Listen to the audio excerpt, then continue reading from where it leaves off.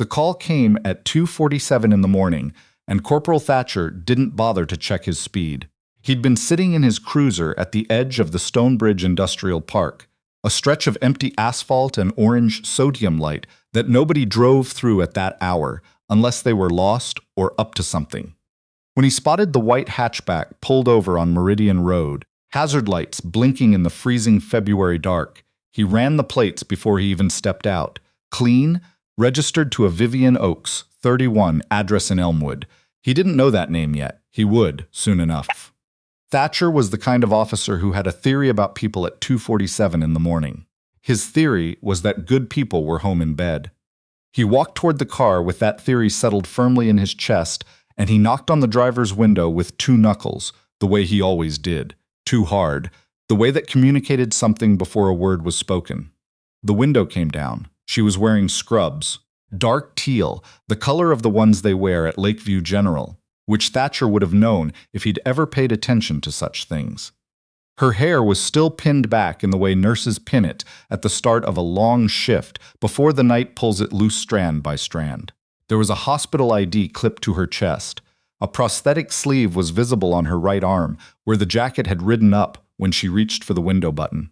She didn't look guilty. She looked exhausted. "Evening," Thatcher said. "You know why I pulled you over?" Vivienne Oakes looked up at him with the kind of patience that only comes from working 14-hour shifts and having nothing left to spend on foolishness. "I wasn't aware you had pulled me over," she said. "I pulled myself over. My tire pressure warning came on." He asked for her license and registration. She handed them over without a word. He studied them longer than he needed to. "You been drinking tonight, ma'am?" "No." "You sure?" "I'm a nurse," she said. "I just finished a double. I've had 2 coffees and a granola bar since 7 o'clock yesterday morning. So no, Corporal, I haven't been drinking." Something in her tone, not disrespectful, just tired in a way that bordered on direct, caught in him like a splinter. He asked her to step out of the vehicle. She hesitated. "Corporal, I have a below-knee prosthesis on my right leg. The road surface is icy and I've been on my feet for 14 hours. Can I ask what the grounds are for? Step out of the vehicle, please." She stepped out. She did it carefully, one hand on the doorframe, feeling for solid ground before she put her weight down. The cold came off the asphalt in waves. She was standing in scrubs and a thin jacket in -17, and Thatcher was asking her to walk a straight line. She told him again. She said it clearly. "I have a prosthetic limb. I am not going to be able to perform a field sobriety test the way you're describing." He wrote something on his notepad. What happened next would be the subject of hearings, depositions, a disciplinary tribunal, and eventually a civil suit that would cost the Stonebridge Regional Police Service more than it had budgeted for any single case in 15 years. But in that moment, on that stretch of frozen road, it was just a woman standing in the cold, being told she was failing a test she'd already told him she couldn't physically pass. Thatcher called for backup. He told dispatch that he had a possibly intoxicated driver who was non-cooperative and showing signs of impaired balance. He did not mention the prosthesis. He did not mention the hospital ID. He did not mention that she had not been driving erratically, that the plates had come back clean, that the car was pulled over because of a dashboard warning light. He waited. Vivienne Oakes had grown up in Kenora, the kind of northern Ontario town that teaches you early that you are going to have to fight for most things. She'd joined the Canadian Armed Forces at 19, served 2 tours as a combat medic, and come home with a commendation, a below-knee amputation from an IED outside Kandahar, and a very clear sense of what actually constitutes an emergency. She'd retrained.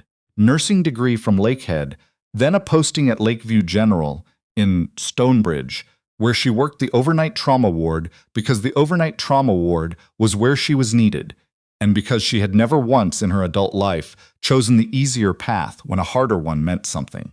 She didn't tell Thatcher any of this. It wasn't his business, and she had learned over the years that explaining yourself to someone who has already decided what you are is an exercise that costs you everything and gains you nothing. So she stood on the road and she breathed cold air, and she waited. The second cruiser arrived 11 minutes later. The officer who stepped out was Sergeant Lynette Farrow. Farrow had been on the job for 19 years. She'd worked this division for the last 7. She knew Meridian Road, knew the Stonebridge Industrial Park, knew which calls at 2:47 in the morning were what they seemed, and which ones were something else. She took in the scene in about 4 seconds, a woman in nursing scrubs standing in the cold, calm, no signs of distress beyond the obvious ones, a hospital ID visible on her jacket, and Thatcher standing beside his cruiser, with his notepad out and his jaw set in the way it got when he'd already made up his mind. Farrow walked to where Vivienne was standing. She didn't approach the way Thatcher had. "Ma'am," she said, "are you all right?" It was such a small thing, 2 words with a question mark at the end of them. But Vivienne Oakes would remember later, sitting in a lawyer's office months down the road, that those 2 words were the first time anyone that night had spoken to her like she was a person. "I'm cold," Vivienne said, "and I'm tired, and I'd like to know why I'm being held here." Farrow looked at the hospital ID. She looked at the prosthetic sleeve. She asked Vivienne quietly to tell her what had happened. Vivienne told her. All of it, from the tire pressure light to the field sobriety test, she'd explained she couldn't perform. Farrow didn't write anything on a notepad. She listened. Then she walked over to Thatcher. Nobody standing near enough to hear that conversation later agreed on exactly what was said. What they agreed on was the tone. Farrow's voice low and measured, Thatcher's voice tight and defensive. It lasted about 90 seconds. At the end of it, Farrow came back to Vivienne. "You're free to go," she said. "We're going to flag your vehicle as pulled over for a mechanical concern and have someone from the duty roster check on it in the morning. I'd like to call you a cab, and I'd like you to take my card." Vivienne looked at the card. Sergeant Lynette Farrow, Stonebridge Regional Police Service, Professional Standards. She took the card. She did not know yet what she was going to do with it. The trouble started a week later, when Vivienne got a call from a constable named Hewitt, who told her that she was being cited for obstruction and failure to comply with a lawful police direction. She sat in her apartment in Elmwood and read the citation twice. Then she called the number on Farrow's card. Farrow picked up on the second ring. "I was wondering when you'd call," she said. What Farrow told her, in careful language that stopped short of anything that could be considered a breach of protocol, was this. Thatcher had filed his report before she'd had a chance to file hers. His version of the events on Meridian Road had gone into the system first. Her version, which she had filed, on time, accurately, was now sitting in a queue that moved slowly when it was inconvenient for it to move quickly. "What do I do?" Vivienne asked. "You document everything," Farrow said. "Every conversation, every date, every name. And you find yourself a lawyer who knows administrative law, not just criminal defense." Vivienne knew a physiotherapist named Colette who knew a law student named Renata who had a professor who specialized in police oversight cases. 3 phone calls, and 48 hours later, Vivienne was sitting across a desk from a lawyer named Adiz Obi, who had a wall of case files behind her and the particular kind of stillness that very competent people have when they are looking at something interesting. Adiz read the citation. She read Farrow's card. She asked Vivienne to walk her through the night on Meridian Road, and Vivienne did, from the tire pressure light to the cab ride home. A DA set her pen down. "Corporal Thatcher's dash cam," she said. "Do you know if it was running?" "It would have been running automatically," Vivienne said. "That's policy." "It is policy," Adaisy agreed. "Which means there is footage." The footage request went in the next morning, filed under Ontario's Municipal Freedom of Information and Protection of Privacy Act. Thatcher's division had 30 days to respond. They took 29 of them. In the meantime, the citation sat. The hospital administration received a letter. They wouldn't tell Vivienne exactly what it said. But her scheduling suddenly shifted. She was moved off overnight trauma and onto rotating day shifts, with a note in the system that said, "Pending review." She had never once in 4 years at Lakeview General been put on pending review for anything. Her union rep, a steady Newfoundlander named Gerald who had seen everything twice, told her to keep showing up and keep her head down. She kept showing up. She did not entirely keep her head down. She started writing things down.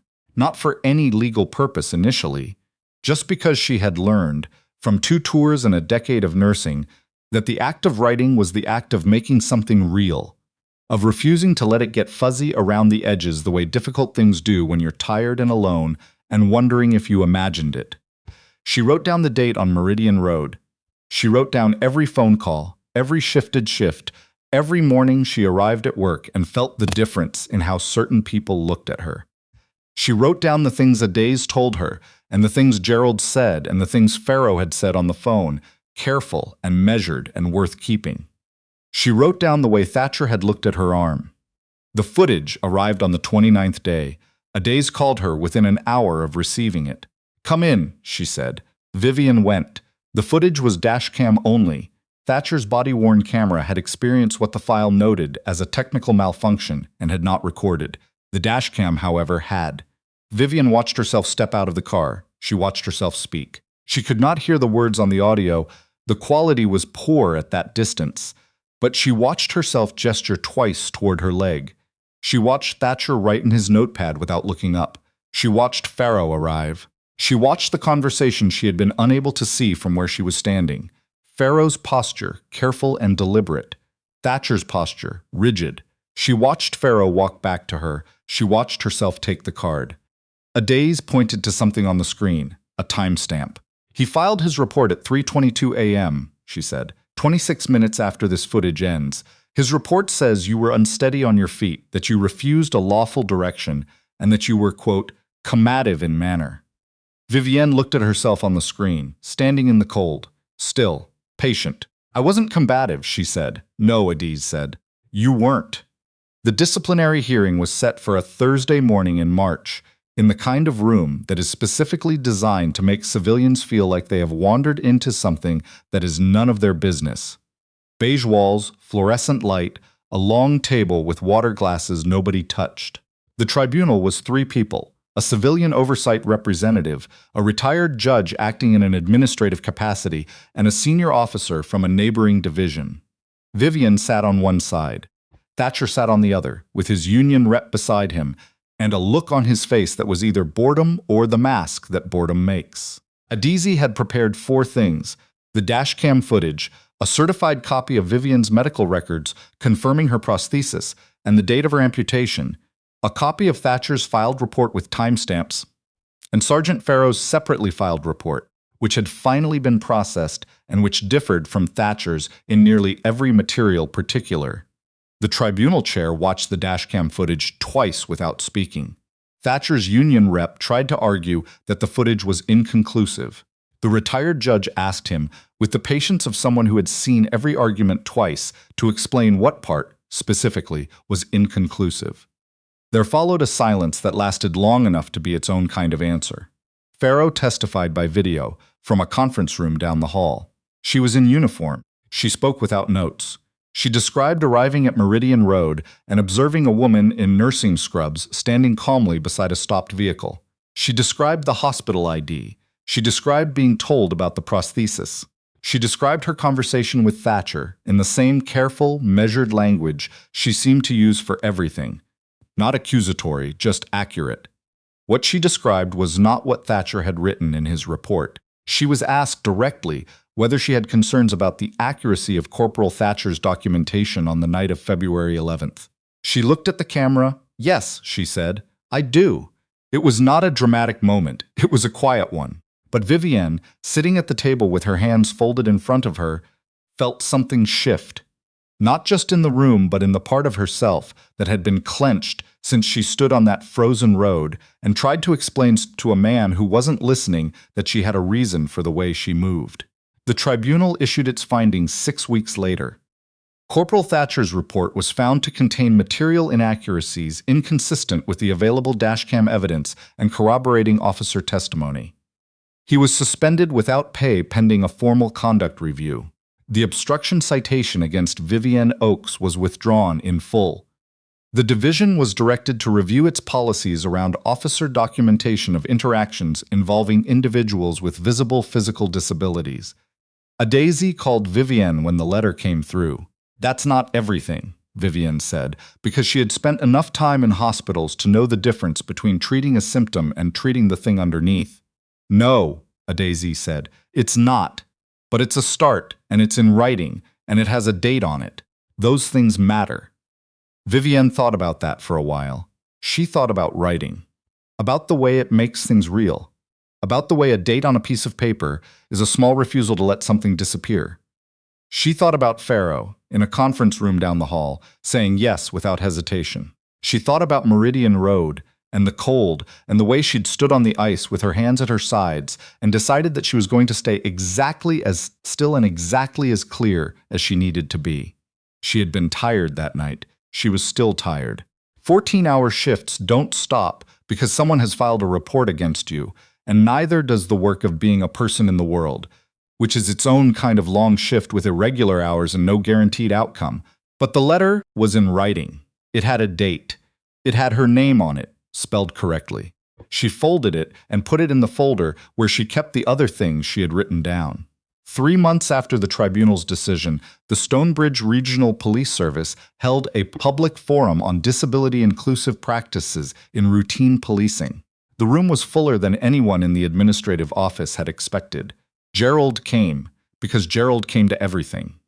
Adizi was there, sitting near the back with a notepad. Colette the physiotherapist was in the 4th row. Sergeant Pharaoh was on the panel. Vivienne was not on the panel. She had been asked and had declined. She was in the audience, in the 3rd row, in her own clothes, not scrubs, not a uniform, not an ID badge, just a person who had a reason to be in the room and had come. When the facilitator opened the floor for questions, she raised her hand. She said, "What happens to the people who don't have dashcam footage? Who don't have a Sergeant Pharaoh who shows up and files an accurate report? What is the system doing for them?" The room was quiet for a moment. Pharaoh looked at her from the panel table. "That," Pharaoh said, "is the right question, and I don't have a complete answer for it yet. But I think the fact that someone is standing in this room asking it is where the answer starts." It wasn't enough. Vivienne knew that walking in. She had worked overnight trauma long enough to know that most things worth doing are not enough, and you do them anyway, because the alternative is doing nothing, and nothing compounds. She drove home on Meridian Road because it was the most direct route. The street looked different in daylight, smaller, more ordinary, the kind of road you'd pass through and forget. The tire pressure light did not come on. She thought, "This happened. It is in writing. It has a date." She thought, "I am still here." She thought about the next shift, starting at 7, and the one after that, and the particular satisfaction of work that matters even when, especially when, it is invisible to everyone except the person you are doing it for. She pulled into her parking spot. She went inside.